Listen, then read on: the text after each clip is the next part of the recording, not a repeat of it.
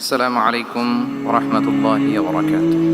আমি যে টপিকটা নিয়ে আজকে আলোচনা করব সেটা হচ্ছে prophetic mindset through the lens of Seerah or through the lens of Sunnah. রাসূল সাল্লাল্লাহু আলাইহি ওয়াসাল্লাম ওনার মাইন্ডসেট কেমন ছিল? মাইন্ডসেট শব্দটার সাথে আমরা মোটামুটি পরিচিত না, সবাই কি বলেন? মাইন্ডসেট মানে কি? মনস্তত্ত্ব, তাই তো? মানুষের মেন্টাল অ্যাটিটিউড, সে যেভাবে ভাবে, যেভাবে চিন্তা করে, একটা মানুষ তার চারপাশের জগৎটাকে যেভাবে দেখে, যেভাবে ভাবে, যেভাবে চিন্তা করে এবং যেভাবে সে সিদ্ধান্ত নেয়, এটাকে বলে তার mindset, the way of thinking. তো রাসূলুল্লাহ সাল্লাল্লাহু আলাইহি ওয়া সাল্লামের মাইন্ডসেট কেমন ছিল? তিনি বিভিন্ন সিচুয়েশনে কিভাবে এই সিচুয়েশনটাকে ডিল করতেন, ওনার অ্যাপ্রোচ কেমন ছিল, কোন পরিস্থিতিতে কিভাবে রিয়্যাক্ট করতেন, কিভাবে রেসপন্স করতেন, কিভাবে থিঙ্ক করতেন, কিভাবে ডিসিশন মেকিং করতেন, এই টোটাল বিষয়টাকে আজকে আমরা prophetic mindset through the lens of সিরাতে কভার করবার চেষ্টা করবো ইনশাআল্লাহ। একটু ভারী টপিক, তারপরে খুব সহজ করে উপস্থাপন প্রেজেন্টেশন করতে পারলে এটা বোঝা যাবে ইনশাআল্লাহ বিইذنিল্লাহ। তাহলে আমি প্রায়ই রাসূল সাল্লাল্লাহু আলাইহি ওয়াসাল্লামের মাইন্ডসেট বোঝানোর জন্য সিরাতে ঢুকে যাব, মানে রাসূল সাল্লাল্লাহু আলাইহি ওয়াসাল্লামের আসিরা আল আতিরা আল মুবারাকা, ওনার বায়োগ্রাফিতে প্রবেশ করব এবং সেখান থেকে রেফারেন্সগুলো শেয়ার করব আপনাদের সাথে, এবং সুন্নাহ থেকে রেফারেন্স শেয়ার করব, যাতে করে আমাদের কাছে ক্লিয়ার হয় যে ওনার মাইন্ডসেটটা কেমন, দৃষ্টিভঙ্গি কেমন। আমরা অনেকে বলি না যে দৃষ্টিভঙ্গি বদলান তো জীবন বদলে যাবে, এটা বলি না আমরা? তার মানে এটা খুব গুরুত্বপূর্ণ, মাইন্ডসেট খুব গুরুত্বপূর্ণ। আমরা প্রফিটিক মাইন্ডসেট নিয়ে কথা বলবো ইনশাআল্লাহ। আমি আমার রিসার্চে 12টা মাইন্ডসেট খুঁজে পেয়েছি based on my personal research.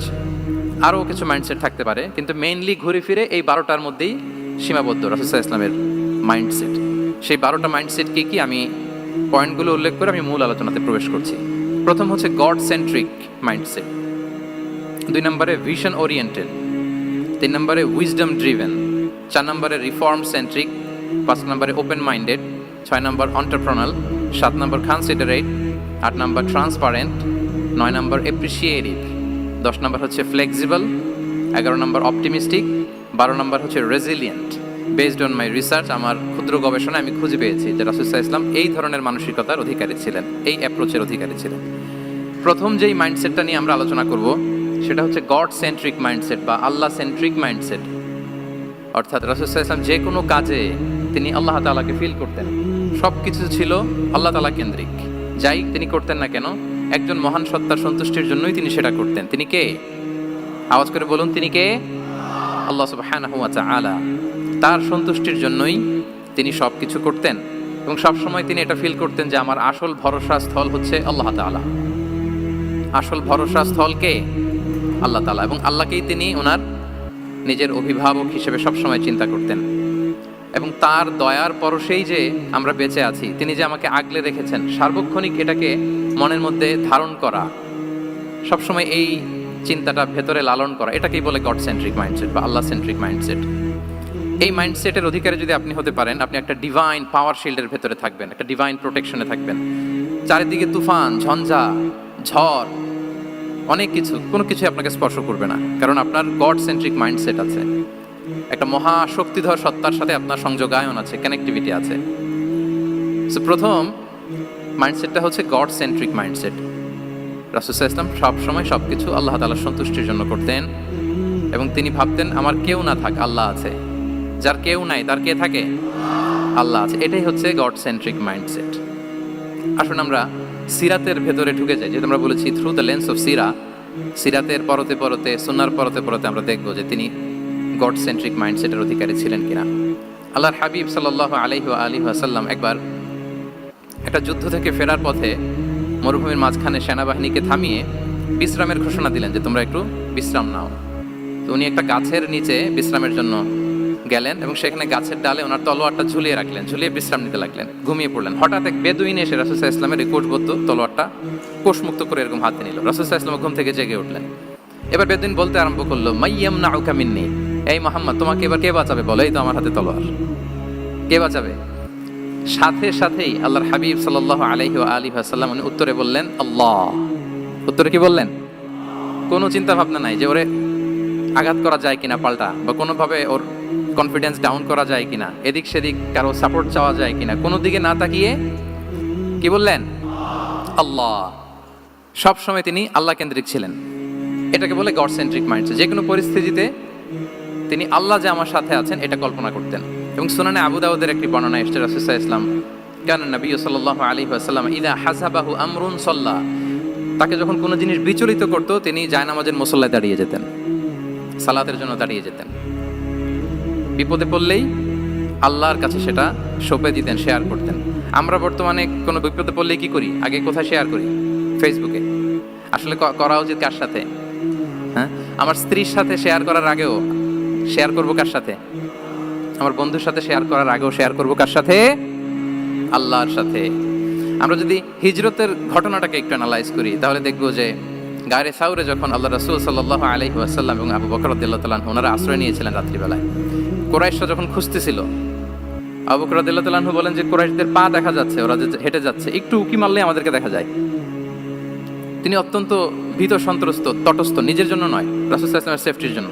রাসূল সাল্লাল্লাহু আলাইহি ওয়াসাল্লাম আবু বকর রাদিয়াল্লাহু তাআলা আনহুকে বলেন যে আবু বকর চিন্তা করো না, লা তাহসান ইন্নাল্লাহা মা'ানা, আবু বকর চিন্তা করো না, আল্লাহ আমাদের সাথে আছেন। সুবহানাল্লাহ। আমাদের সাথে কে আছেন? আল্লাহ আমাদের সাথে আছেন। এটা হচ্ছে গড সেন্ট্রিক মাইন্ডসেটের উদাহরণ। আপনার মনকে বুঝাতে হবে যে আল্লাহ আমার সাথে আছে। মনকে তুমি বুঝিয়ে বলো আল্লাহ আছে আমার সাথে। এই বাক্যটা মুখস্থ করা যাবে? মনকে তুমি বুঝিয়ে বলো আল্লাহ আছেন আমার সাথে। আপনার পুরো জীবনের সব কাজের সাথে যদি এই বাক্যটাকে মিলিয়ে ফেলতে পারেন, দেখবেন যে কোনো কিছুই আপনার ক্ষতি করতে পারতেছে না। এটাকে বলে গড সেন্ট্রিক মাইন্ডসেট। আল্লাহ আমার সাথে আছেন, কেউ নাই কিন্তু আল্লাহ তাআলা আমার সাথে আছেন। এবং গড সেন্ট্রিক মাইন্ডসেটের সবচেয়ে বড় সুবিধা হচ্ছে আপনার মনে কখনো হতাশা কাজ করবে না, হতাশা বাঁধবে না, কারণ আপনার সাথে এক মহাশক্তিধরের কানেক্টিভিটি আছে। তিনি কে বলুন তো আওয়াজ করে? তিনি আল্লাহ। হতাশা আসবে না।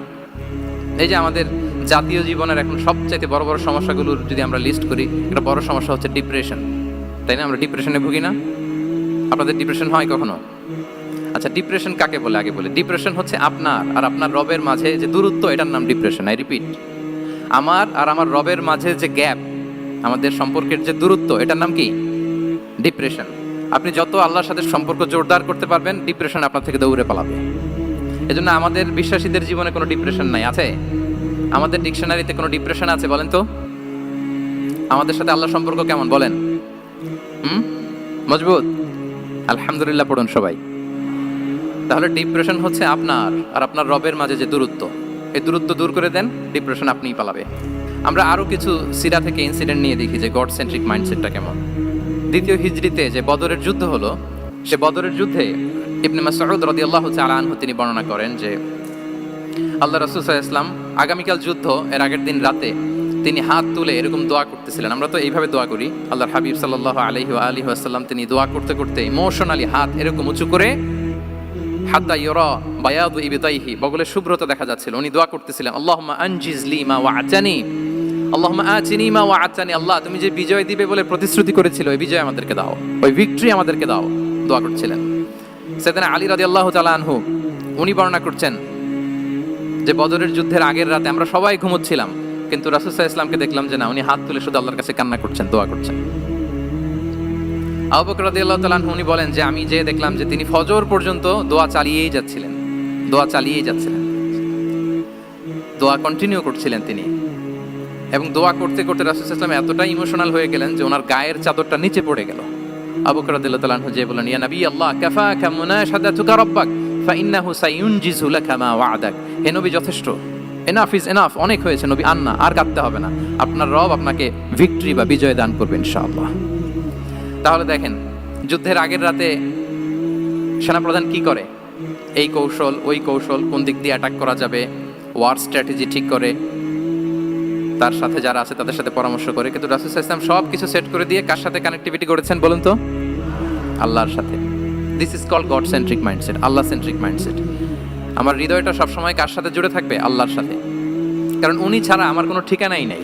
তার এই মেন্টালিটি যদি আমরা ধারণ করতে পারি, এটাকে বলে গড সেন্ট্রিক মাইন্ডসেট। তাহলে রাসূলুল্লাহ সাল্লাল্লাহু আলাইহি ওয়াসাল্লামের যে 12টা মাইন্ডসেটের কথা আমরা বলেছি, তার প্রথমটা হচ্ছে গড সেন্ট্রিক। আল্লাহ তাআলা আমাদেরকে গড সেন্ট্রিক মাইন্ডসেট দান করুক।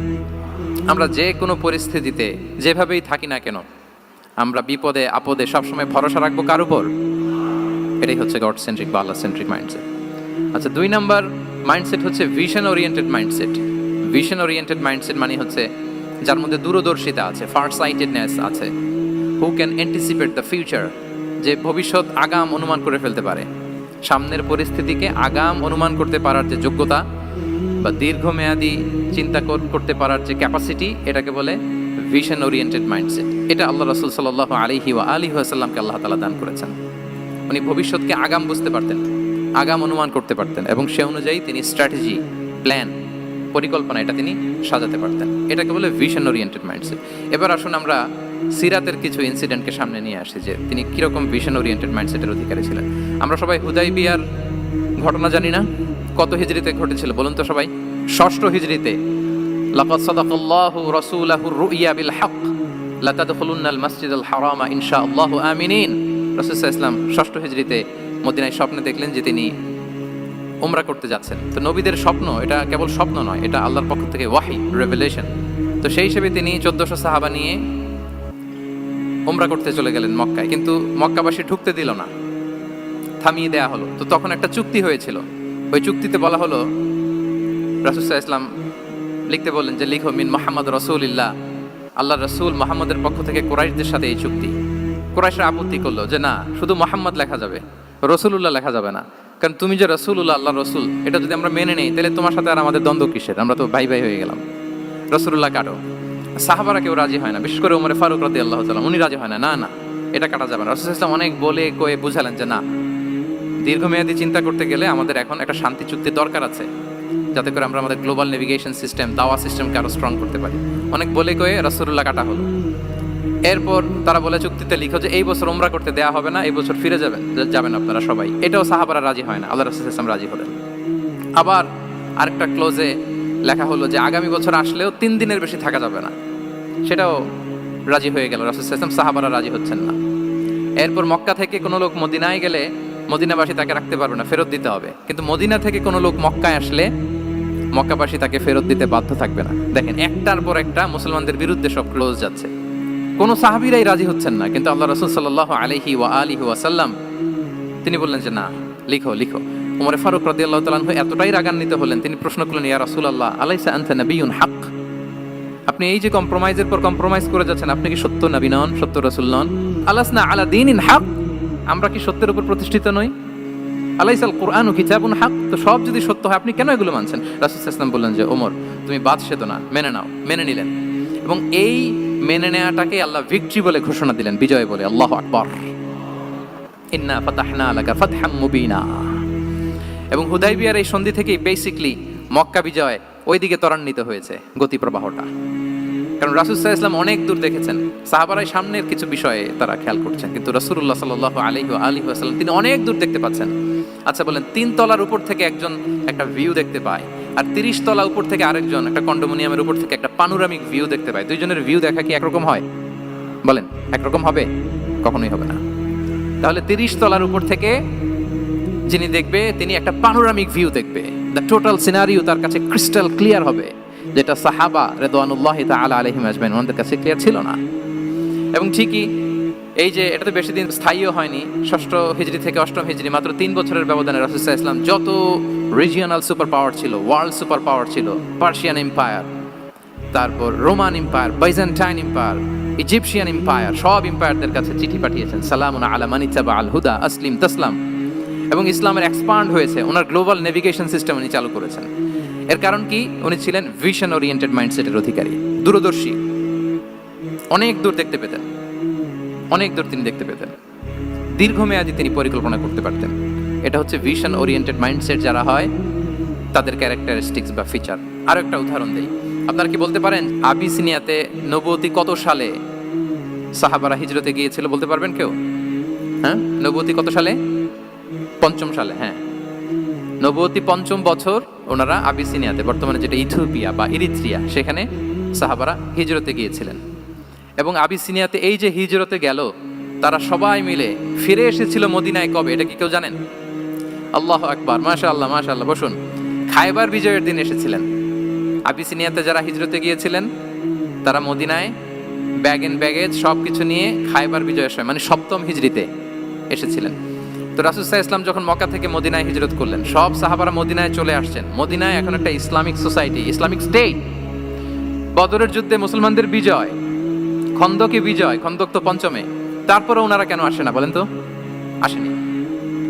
7ম হিজরিতে এসেছেন, জাফর রাদিয়াল্লাহু তাআলা আনহুর নেতৃত্বে, সাইয়েদনা আলী রাদিয়াল্লাহু তাআলা আনহুর আপন ভাই, বড় ভাই ওনার নেতৃত্বে যখন সপ্তম হিজরিতে ওখানে যাওয়ার 15 বছর পর যখন তারা সবাই ফিরলেন, রাসূল সাল্লাল্লাহু আলাইহি ওয়াসাল্লাম এত খুশি হলেন, তিনি বললেন, মা আদরি বিআইয়িহিমা আনা আফরাহ বিফাতহি খাইবার আও বিকুদুমি জাফর। আমি কোনটাতে বেশি খুশি আজকে আমি জানি না, খায়বার বিজয়ে বেশি খুশি না আমার ভাই জাফরকে পেয়ে বেশি খুশি। আল্লাহু আকবার, এত খুশি হয়েছিলেন। তো এখন এমনি তো মনে প্রশ্ন জাগে যে রাসূল সাল্লাল্লাহু আলাইহি ওয়াসাল্লাম যখন মদিনায় চলে আসলেন, কোরআনের আয়াতগুলো নাজিল হয়, সালাত ফরজ হলো, যাকাত আসলো, সব হলো, একটার পর একটা হচ্ছে, ইসলামিক স্টেট, তো ওনারাই কেন আবিসিনিয়াতে পড়ে আছেন? প্রশ্ন জাগে না? ওই সময় একটা ক্রাইসিস মোমেন্ট ছিল, তখন ওনারা গিয়েছিল আবিসিনিয়াতে, কিন্তু আসে না কেন? ওনারা এসেছেন সপ্তম হিজরিতে। এর কারণ আবিসিনিয়ায় কিছু মুসলিমদেরকে রেখে দেওয়া এটা রাসূলুল্লাহ সাল্লাল্লাহু আলাইহি ওয়াসাল্লামের প্ল্যান বি ছিল। কি ছিল? Plan B. রাসূল সাল্লাল্লাহু আলাইহি ওয়াসাল্লাম অপেক্ষা করছিলেন যে মদিনাকে প্রথমে ইন্টারনাল যত থ্রেট আছে এগুলো থেকে মুক্ত করতে হবে, এরপরে মদিনাকে যত এক্সটার্নাল থ্রেট আছে এগুলো থেকে মুক্ত করতে। সব যখন মুক্ত করে উনি দেখলেন যে না, মদিনা সেফ জোন, এখন আর আলাদা একটা বেস, একটা এক্সট্রা সেফ জোন বা এডিশনাল বেস আমার কোথাও দরকার নাই, তখনই তিনি লোক পাঠালেন যে যাও, জাফরের নেতৃত্বে আবিসিনিয়ায় যারা হিজরত করেছে তারা সবাই মদিনায় চলে আসো। সুবহানাল্লাহি বিহামদি। তাহলে একটা প্ল্যানে কাজ করতেন না, আমরা তো এরকম করি, একটাই প্ল্যান। প্ল্যান কয়টা? এটা যদি ওয়ার্ক না করে শেষ, আমু নাই, সালাও নাই। কিন্তু রাসূলুল্লাহ সাল্লাল্লাহু আলাইহি ওয়া আলিহি ওয়াসাল্লামের প্ল্যান এ ছিল, প্ল্যান বি ছিল, প্ল্যান সি ছিল। প্ল্যান এ ওয়ার্ক না করলে প্ল্যান বি তে যেতেন, বি ওয়ার্ক না করলে সি তে যেতেন, এইভাবে তিনি কাজ করতেন। তাহলে এটা হচ্ছে বেসিক্যালি ভিশন ওরিয়েন্টেড মাইন্ডসেটের অধিকারী যারা, তারা এটা করে, যারা ফিউচারকে অ্যান্টিসিপেট করতে পারে, আগাম অনুভব করতে পারে যে কি হতে পারে সামনে। এই যে বাংলাদেশের বিভিন্ন প্ল্যান পরিকল্পনা আমরা দেখা যায় যে এখান দিয়ে একটা ব্রিজ করে পরে ভাঙতে হয়, রাস্তা একটা তৈরির পরে ভাঙতে হয়, কোথায় একটা টানেল হয়ে আছে প্রতি মাসে মাসে এখন লস হয়, তারপর 1 ঘন্টা বৃষ্টি হলে পুরো ঢাকা শহর এটা বন্যা হয়ে যায়। এগুলো হচ্ছে একাধিক প্ল্যান না থাকা, ভিশনারি অ্যাটিটিউডের অধিকারী না হওয়ার কারণে এই ঝামেলাগুলো আমাদের হচ্ছে।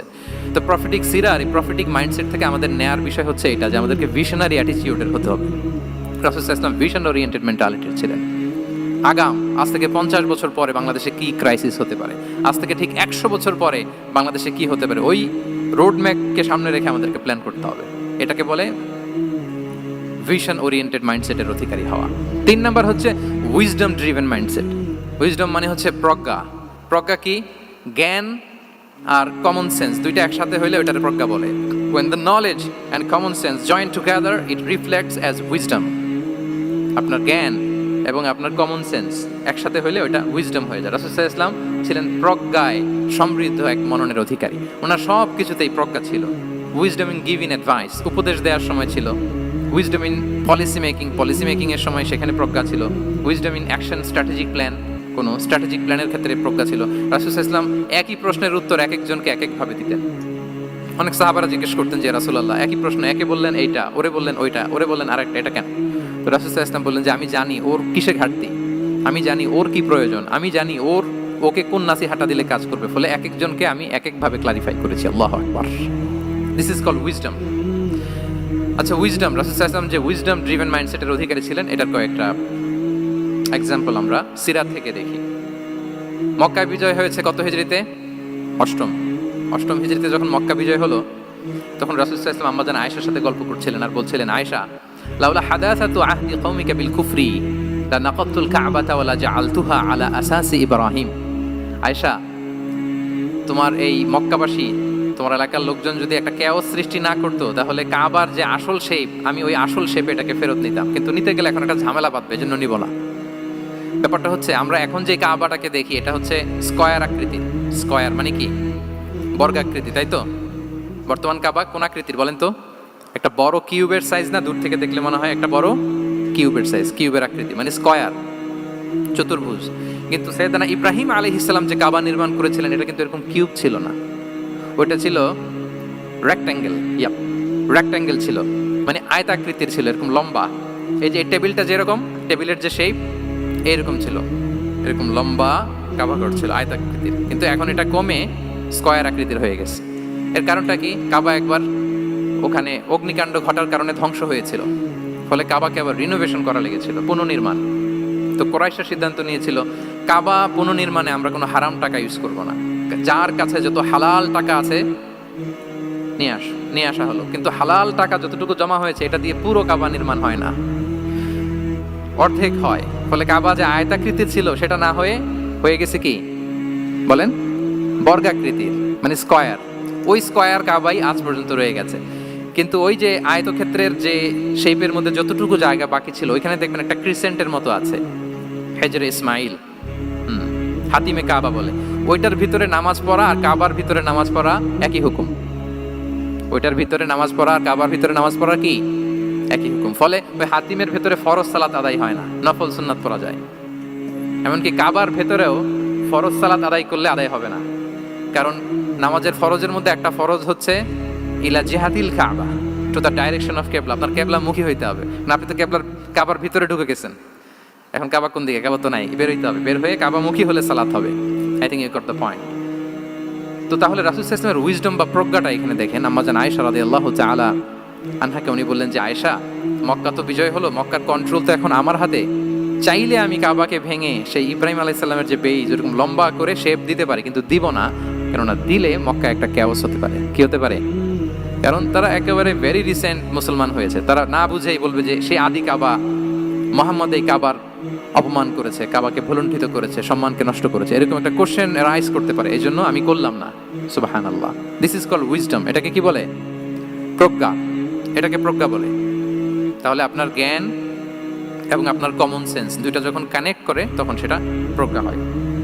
প্রজ্ঞার আরেকটা উদাহরণ যদি দেই সিরাত থেকে, রাসূল সাল্লাল্লাহু আলাইহি ওয়াসাল্লামের যে কনফ্লিক্ট রিজলভিং ক্যাপাসিটি ছিল, যখন কাবাকে পুনর্নির্মাণ করা হচ্ছে তখন হাজরে আসওয়াদকে বের করা লেগেছিল, এবং রিনোভেশন শেষে আবার হাজরে আসওয়াদকে তার জায়গা মতো, মানে ব্ল্যাক স্টোন যেটাতে চুমু দিলে মানুষের গুনাহ মাফ হয়ে যায়, হাজরে আসওয়াদ, চিনতে পেরেছেন না? ফলে অনেক বোনেরা যাদের জন্য হেজাব নিকাব মেনটেন করা হচ্ছে ফার্স, পর্দার কোনো বালাই নাই, পুরুষের সাথে ধাক্কা ধাক্কি করে তার শরীর মিশে যাচ্ছে, গা মিশে যাচ্ছে, ধাক্কা ধাক্কি করে একটা সুন্নতের জন্য ফরজকে স্যাক্রিফাইস করে ফেলতেছে। মানে ফোকাস ঠিক নাই আর কি, কোথায় যে কোনটা করতে হবে ওইটাই ভুলে গেছে। তো এই হাজরে আসওয়াদ পাথরকে আবার জায়গা মতো রাখতে হবে। এখন কে রাখবে? এই নিয়ে মারামারি মক্কায়। বড় বড় চারটা গোত্র বলে, এই গোত্র বলে আমি রাখবো, এই গোত্র বলে আমি রাখবো, আরেক গোত্র বলে রক্তের গঙ্গা বইয়ে দেবো মক্কায়, কিন্তু এই সম্মান অন্যকে নিতে দিব না, কারণ ইটস ভেরি প্রেস্টিজিয়াস ইস্যু। যা আমাদের গোত্র এই ব্ল্যাক স্টোন হাজরে আসওয়াদকে নিয়ে জায়গা মতো রেখেছে, এটা কাউকে দিব না। তো সবাই যখন মারমুখী, তখন আল্লাহ রাসূল সাল্লাল্লাহু আলাইহি ওয়াসাল্লাম তিনি সমাধান দিলেন যে মারামারির দরকার নাই, একটা চাদর নিয়ে আসো। নিয়ে আসা হলো। 4 গোত্রের 4 লিডারকে বললেন চাদরের 4 কোণা ধরো। 4 জন 4 কোণা ধরলো। রাসূল সাল্লাল্লাহু আলাইহি ওয়াসাল্লাম তিনি পাথরটা নিয়ে মাঝখানে রাখলেন। এবার 4 নেতাকে বললো আসো, জাতীয় 4 নেতা চলে আসো, কাবার সামনে চলে আসলো। এরপরে আল্লাহ রাসূল সাল্লাল্লাহু আলাইহি ওয়াসাল্লাম ওনার মোবারক হাত দিয়ে, বরকতময় হাত দিয়ে হাজরে আসওয়াদকে নিয়ে নিজ হাতে রাখলেন। এবার সবাই হ্যাপি, কারণ অংশগ্রহণ করতে পারছে। আসলে সব মূল স্ট্যাটাস কিন্তু চলে গেছে রাসূলের দিকে, নাকি? ওরা তো এটা টাচও করতে পারে নাই, পারছে? ওরা চাদর ধরেই হ্যাপি, কিন্তু পাথরটা ধরেছিল কে? রাসূল সাল্লাল্লাহু আলাইহি ওয়াসাল্লাম। চাদরে রেখেছিল কে? রাসূল সাল্লাল্লাহু আলাইহি ওয়াসাল্লাম। চাদর থেকে নিয়ে আবার কাবা ঘরে সেট করেছিল কে? রাসূলুল্লাহ সাল্লাল্লাহু আলাইহি ওয়াসাল্লাম। এভাবে উনি কনফ্লিক্ট রিজলভ করতেন থ্রু হিজ উইজডম, ওনার প্রজ্ঞার মধ্য দিয়ে। আমরা যদি তায়েফের ঘটনা দেখি, রক্তাক্ত হয়েছেন, পাহাড়রক্ষী ফেরেশতারা এসে বলেছে রাসূলুল্লাহ জাস্ট অর্ডার করেন, আমরা কলাপস করব এমন ভাবে the entire Taif city will be collapsed, একেবারে স্ম্যাশ করে দিব, পাউডার হয়ে যাবে। রাসূল সাল্লাল্লাহু আলাইহি ওয়াসাল্লাম বললেন না, বাল আরজু আন ইউখরিজাল্লাহু মিন আসলাবিহিম মান ইয়াবুদুল্লাহ ওয়াহদাহু ওয়া লা ইউশরিকু বিহি শাইআ। তিনি বললেন না, ওদেরকে ধ্বংস করে দিও না, ওদেরকে ধ্বংস করলে লা ইলাহা পড়বে কে? সুবহানাল্লাহ। কি উইজডম ড্রিভেন ছিলেন উনি। উনি বলেন যে আমি আশা করি, প্রত্যাশা রাখি, দোয়া করি যে ওরা আমাকে প্রত্যাখ্যান করেছে, কিন্তু ওদের যে নেক্সট জেনারেশন ওরা সাক্ষী দিবে আশহাদু আল্লা ইলাহা ইল্লাল্লাহ ওয়া আশহাদু আন্না মুহাম্মাদার রাসূলুল্লাহ। এবং তাই হয়েছে। এখন তায়েফে যান, চারদিক থেকে আল্লাহু আকবার ধ্বনিতে মুখরিত তায়েফ, এবং এত চমৎকার শহর, এটা একটা টুরিস্ট ডেস্টিনেশন হয়ে গেছে। সৌদি আরবিয়াতে যারা যায়, তায়েফ না গেলে লোকদের ভালো লাগে না। ঠান্ডা, সবুজ শ্যামল, রেইনফল হয়, ফলমূল পাওয়া যায়। আব্দুল্লাহ ইবনে আব্বাস রাদিয়াল্লাহু তাআলা আনহুর স্মৃতিধন্য মসজিদ আছে, অনেকগুলো ইউনিভার্সিটি আছে, ইসলামিক ইনস্টিটিউশন আছে। এই যে নয়নাভিরাম তায়েফ, এটা রাসূল সাল্লাল্লাহু আলাইহি ওয়াসাল্লামের উইজডমের ফসল। ওই দিন যদি রাগের চোটে বলতো যে হ্যাঁ দাও, স্ম্যাশ করে দাও, তাইলে এই যে যারা শাহাদা পড়েছে, মুসলিম হয়েছে, এটা কিন্তু হতো না। তাহলে এটা হচ্ছে রাসূল সাল্লাল্লাহু আলাইহি ওয়াসাল্লামের প্রজ্ঞার একটা উদাহরণ। আরো একটা উদাহরণে যাই। রাসূল সাল্লাল্লাহু আলাইহি ওয়াসাল্লাম যখন আকাবার দ্বিতীয় শপথ করে ফেললেন ইয়াসরিববাসীর সাথে, তখনও মদিনা হয়নি। তো তখন মদিনাবাসী বলল যে রাসূলুল্লাহ, আপনি তো এখনো হিজরত করবেন না, তো আমাদেরকে কোরআন শিখাবে কে, সালাত শিখাবে কে? আপনি একজন দায়ী পাঠান, আমাদের সাথে একজন টিচার দেন। রাসূল ইসলাম তখনও মদিনাতে হিজরতে যাননি। আমাদের সাথে একজন দায়ী পাঠাবেন। তো রাসূল ইসলাম একজনকে দায়ী হিসেবে পাঠিয়েছিলেন। বলেন ওই দায়ীর নাম কি? কি নাম?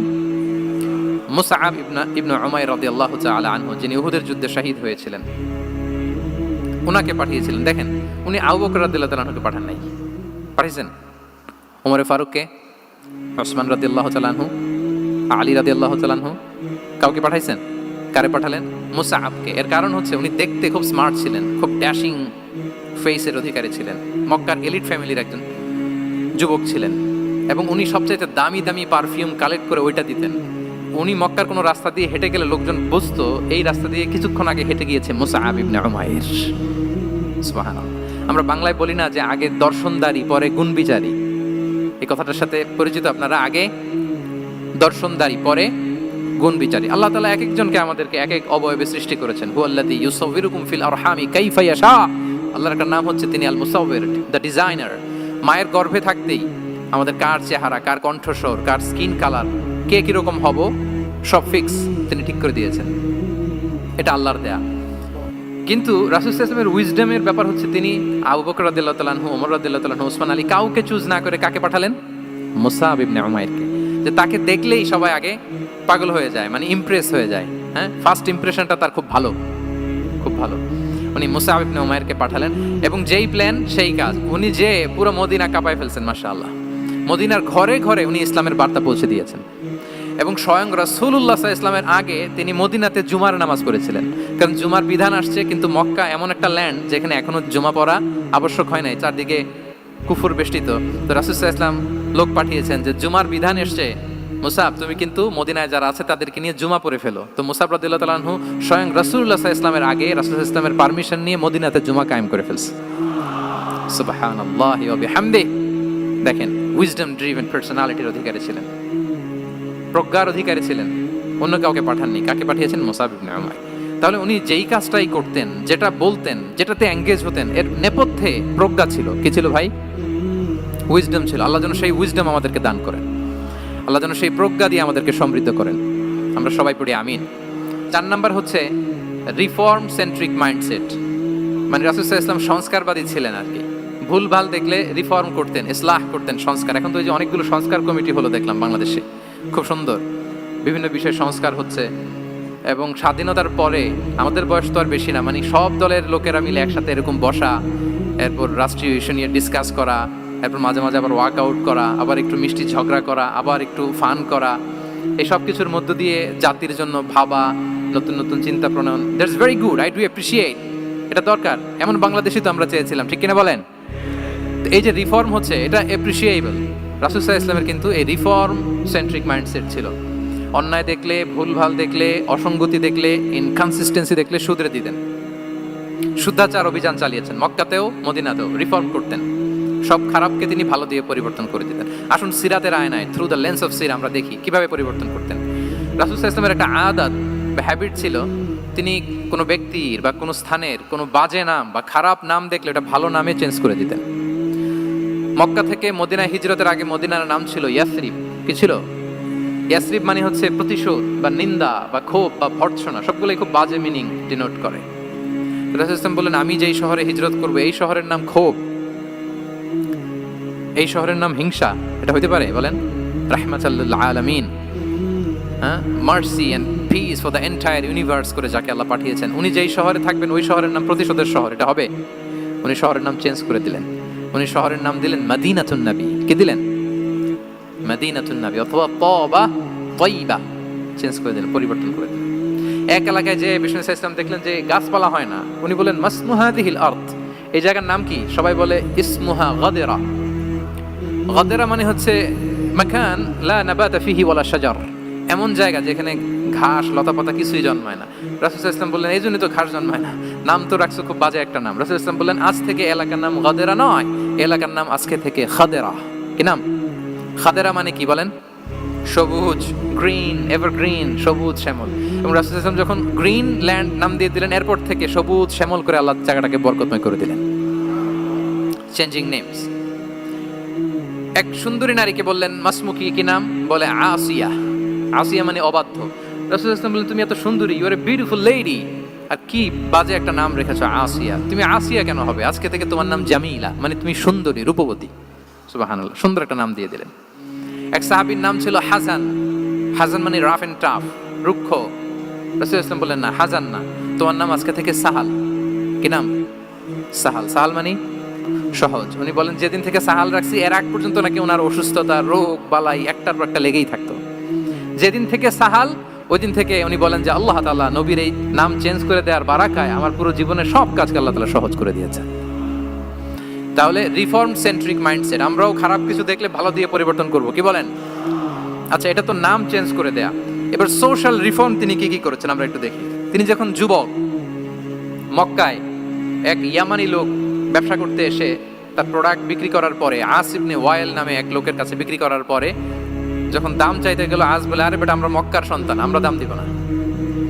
তো সে ভাবলো হয়তো আমার সাথে ঠাট্টা করেছে, হজের মৌসুম যাক, বেচাকেনা শেষ করে যাওয়ার পথে দামটা নিয়ে যাব। সে ফেরার দিন আবার গেল যে আমার তো জিনিসের দামটা আপনি দিলেন না। সে বলে আমরা এই ভূখণ্ডের মালিক, আমরা দাম দেই না। এটা তো বড় জুলুম। সে কান্নাকাটি শুরু করলো। তার এই কান্নাকাটি দেখে আল্লাহ রাসূল সাল্লাল্লাহু আলাইহি ওয়াসাল্লাম, ওনার চাচা জুবাইর ইবনে আব্দুল মুত্তালিব সহ ইয়াং স্টার যারা আছে, দ্য ইয়ুথ অফ মক্কা, তাদের সবাইকে নিয়ে একটা সোসাইটি করলেন। এই যে আমরা হালাফুল ফুজুলের নাম শুনি না, যেটা বাংলায় আমরা কি বলি হিলফুল ফুজুল, এই নামে তো অনেক সংগঠন আছে বাংলাদেশ, কি বলেন? যুবকরা কোনো সংগঠন করলে কমনলি এই নামটা পছন্দ করে, হিলফুল ফুজুল। আসলে এটার মূল নাম ছিল হালাফুল মুত্তাইয়িবিন। তিব মানে হচ্ছে রং।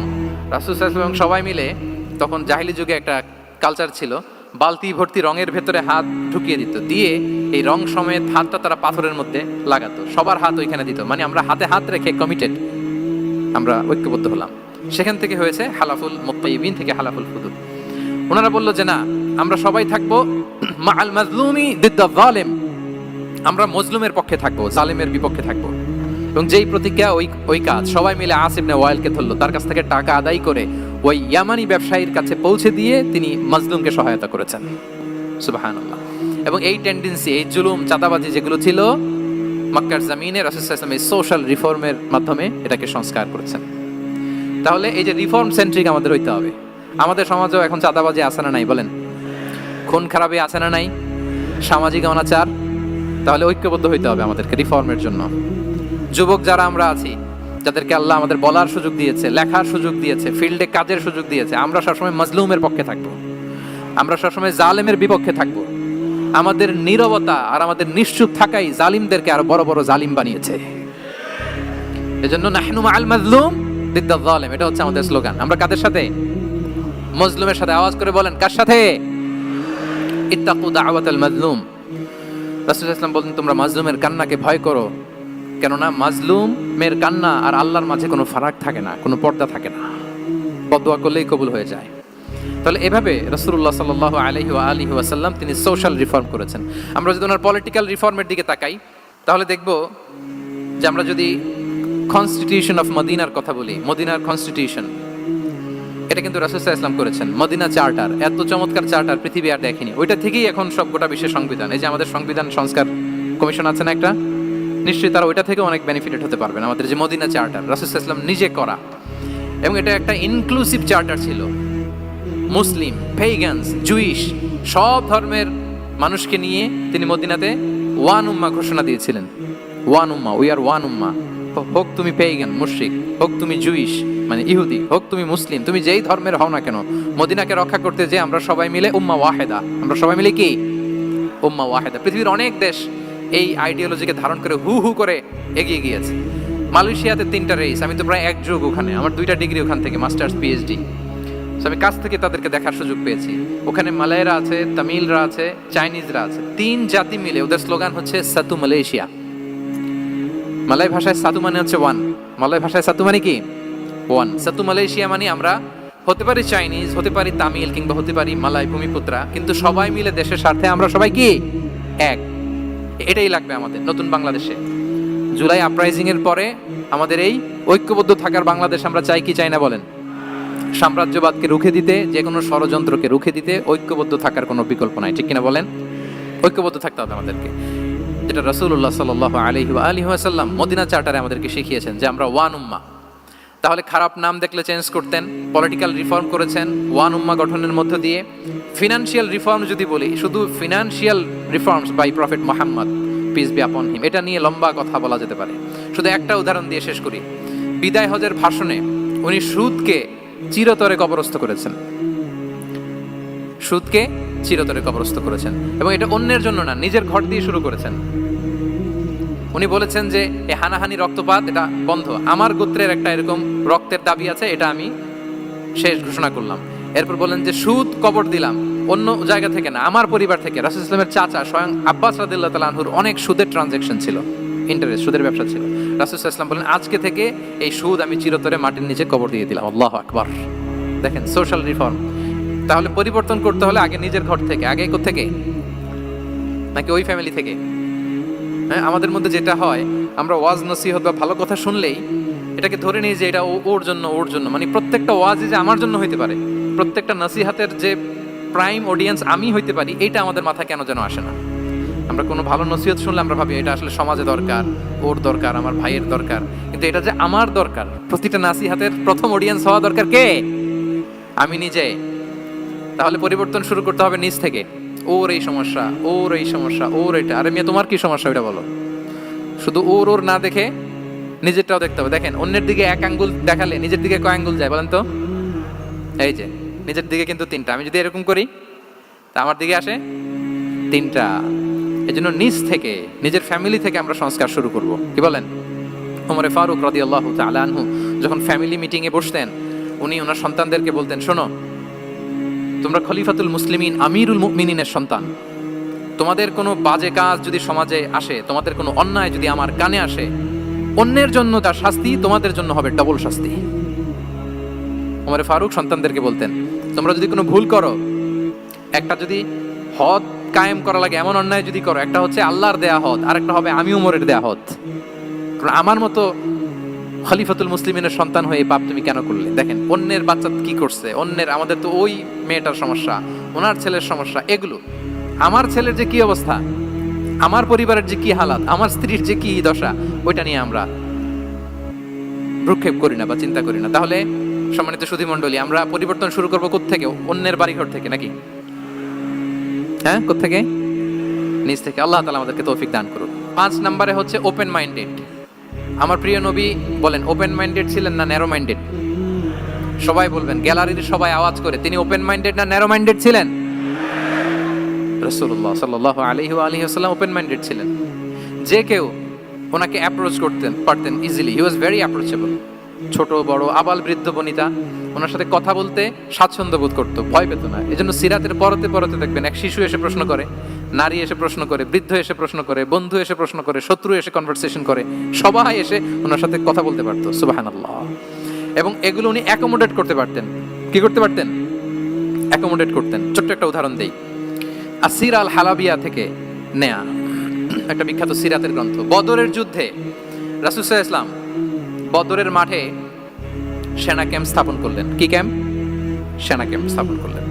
আল হুবাব ইবনুল মুনজির রাদিয়াল্লাহু তাআলা আনহু এক সাহাবী, উনি বললেন, ইয়া রাসূলুল্লাহ, এই যে সেনা শিবির যে এখানে স্থাপন করলেন, এটা কি আপনার নিজের ইচ্ছায় না আল্লাহর আদেশে? দেখেন, সেনাপতির কোনো সাধারণ সৈনিক এই প্রশ্ন করতে পারে? করলে চাকরি থাকবে? কিন্তু রাসূল সাল্লাল্লাহু আলাইহি ওয়াসাল্লামের কাছে সাহস নিয়ে আল হুবাব ইবনুল মুনজির বলে, ইয়া রাসূলুল্লাহ, এই যে সেনা শিবির স্থাপন করলেন, এটা কি আপনার ইচ্ছায় নাকি এটা ওয়াহী? রাসূল সাল্লাল্লাহু আলাইহি ওয়াসাল্লাম বললেন, না, এটা ওয়াহী না, এটা ওয়াহী না, বাল হুয়া রাই ওয়াল হারবু ওয়াল মাকিদা, না, এটা যুদ্ধের কৌশল হিসেবে আমি করেছি। আল হুবাব ইবনুল মুনজির বললেন, ইয়া রাসূলুল্লাহ, তাহলে সঠিক জায়গায় সেনা ক্যাম্প স্থাপন হয় নাই। রাসূলের দিকে তাকিয়ে বলতেছেন যে আপনি যেখানে করছেন ওখানে ঠিক হয় না ইয়া রাসূলুল্লাহ, আপনি অবৈ দিলে আমি বলতে পারি কোথায় ঠিক হবে। রাসূল সাল্লাল্লাহু আলাইহি ওয়াসাল্লাম বললেন, তাই? আমি যেটা করছি এটা ঠিক হয় নাই, তাহলে কোনটা ঠিক বলো? উনি বললেন, ওই যে বদরে একটা কুয়া আছে যেখানে পানির ব্যবস্থা আছে, ওইটার সামনে ব্যারিকেড দিয়ে আমাদের শিবির করতে হবে, তাহলে আমরা বদরের কুয়া থেকে পানি খাইতে পারবো, সারাদিন পানি খাবো, আর কাফিররা যুদ্ধে তো মারা যাবে, পানির অভাবে মারা যাবে। সুবহানাল্লাহ পড়বেন না? রাসূল সাল্লাল্লাহু আলাইহি ওয়াসাল্লাম বললেন, আরে তাই তো, তুমি তো ঠিকই বলেছো, এভাবে তো আমি ভেবে দেখিনি। আবার তিনি অ্যানাউন্স করে দিলেন যে সেনা শিবির এখানে যেই তাবু টাঙানো হয়েছে এখান থেকে মুভ করে আল হুবাব যেখানে ইন্ডিকেট করেছে ঠিক ওই জায়গায় যে শিবির স্থাপন করো। তাহলে আওয়াজ করে বলুন, ওপেন মাইন্ডেড না ন্যারো মাইন্ডেড? আমরা অনেক সময় আমাদের অধীনস্থদের কথা শুনতে চাই না, অনেক সময় অধীনস্থদের মাথা থেকেও দারুণ দারুণ দুর্দান্ত আইডিয়া চলে আসতে পারে, ইগনোর করবেন না সবসময়। আপনি দেখবেন যে তার কাছ থেকে ভালো আইডিয়া এসছে কিনা। তাহলে রাসূল সাল্লাল্লাহু আলাইহি ওয়াসাল্লাম এটাকে ইগনোর না করে অ্যাকোমোডেট করলেন। সুবহানাল্লাহ। খন্দক যুদ্ধের কথা যদি দেখি, পরীক্ষা খননের অ্যাডভাইস কে দিয়েছিল? মক্কার কোন লোক? মদিনার? কে দিয়েছিল? সালমান আল ফারিসি। বাড়ি কোথায়? ইরান, পারস্য। হি ওয়াজ পার্সিয়ান বেসিক্যালি। তাহলে দেখেন, সেই পারস্য থেকে এসে বললেন যে এখানে পরীক্ষা খনন করলে ভালো হয়। 5.5 কিলোমিটার পরীক্ষা খনন করে ফেললেন। 4.5 মিটার প্রশস্ত, 3.5 মিটার হচ্ছে এটার ডেপথ। পুরো মদিনার সবাই মিলে এটা করে ফেললেন। তার মানে আমি সব বুঝি, আমি সব জানি, এই মেন্টালিটি থেকে আমাদের বেড়ে আসতে হবে। এটা হচ্ছে একটা ন্যারো মাইন্ডেড পার্সোনালিটির অধিকারী, যে আমি যেটা বলছি ওইটা, এটার পরে কোনো কথা নেই, এটা ভুল। বরং আমার টিমের মধ্যে থেকে যদি কোনো ভালো অপিনিয়ন আসে সেটা আমি রিভাইজ করব। কি বলেন, পারা যাবে না? তাহলে ওপেন মাইন্ডেড পার্সোনালিটি ছিলেন রাসূলুল্লাহ সাল্লাল্লাহু আলাইহি ওয়াসাল্লাম। 6 নম্বর মাইন্ডসেট হচ্ছে এন্টারপ্রেনার মাইন্ডসেট। এন্টারপ্রেনার, এখন তো এটা আপনারা সবাই খুব বেশি শোনেন, এন্টারপ্রেনারশিপ, এন্টারপ্রেনার মাইন্ডসেট আসলে অনেক কিছুর সমন্বয় হয়। 1 নম্বর, যার প্রোঅ্যাক্টিভ অ্যাটিটিউড যাদের থাকে, solution focused, not problem focused. Problem সৃষ্টি হলে ওইদিকে ফোকাস না করে কিভাবে সলিউশন করা যায় ওইদিকে ফোকাস করতেন। এরপর যে হিউম্যান রিসোর্সের ভালো ম্যানেজ করতে পারে, রিসোর্স কম কিন্তু to take the best out of this resource.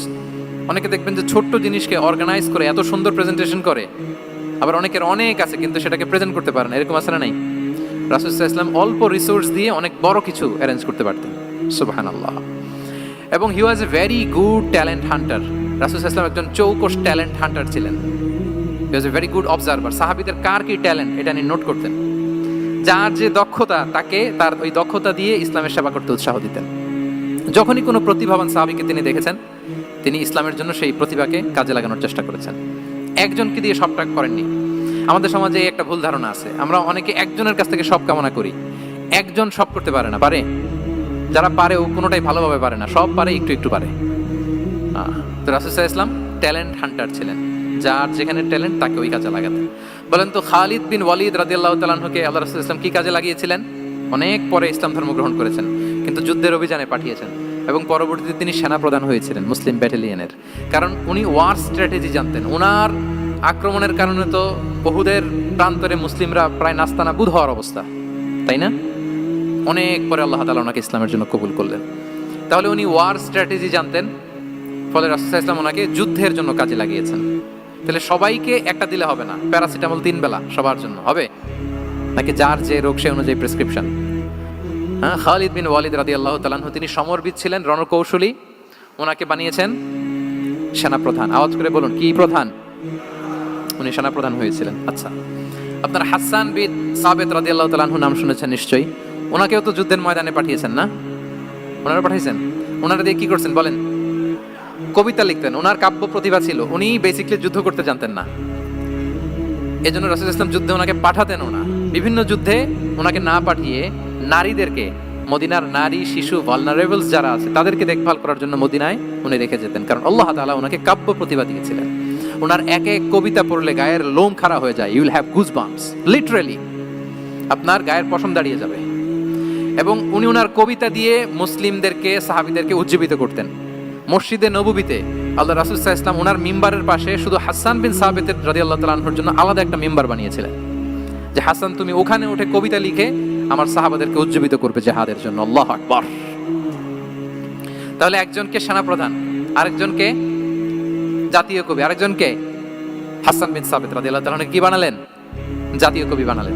আচ্ছা, হুযাইফা ইবনে ইয়ামান রাদিয়াল্লাহু তাআলা আনহু, ওনার ছিল ডিটেকটিভ মাইন্ড, এজন্য ওনাকে রাসূল সাল্লাল্লাহু আলাইহি ওয়াসাল্লাম মদিনার গোয়েন্দা বিভাগের প্রধান বানিয়েছেন, head of detective division. Huzaifa ibn Yaman ছিলেন মদিনার কি? হেড অফ ইন্টেলিজেন্স, গোয়েন্দা বিভাগের প্রধান। মুআয ইবনে জাবাল রাদিয়াল্লাহু তাআলা আনহু প্রশাসনিক কাজ খুব ভালো বুঝতেন। মদিনার সবচাইতে বড় সিনিয়র আমলা ছিলেন মদিনা রাষ্ট্রের। মদিনা রাষ্ট্রের সবচাইতে সিনিয়র আমলা মুআয ইবনে জাবাল রাদিয়াল্লাহু তাআলা আনহুকে রাসূল সাল্লাল্লাহু আলাইহি ওয়াসাল্লাম কবিতা লেখার দায়িত্বও দেন নাই, গোয়েন্দাগিরি করতে দেন নাই, ওনাকে ইয়ামানের গভর্নর করে পাঠিয়েছেন। সুবহানাল্লাহ।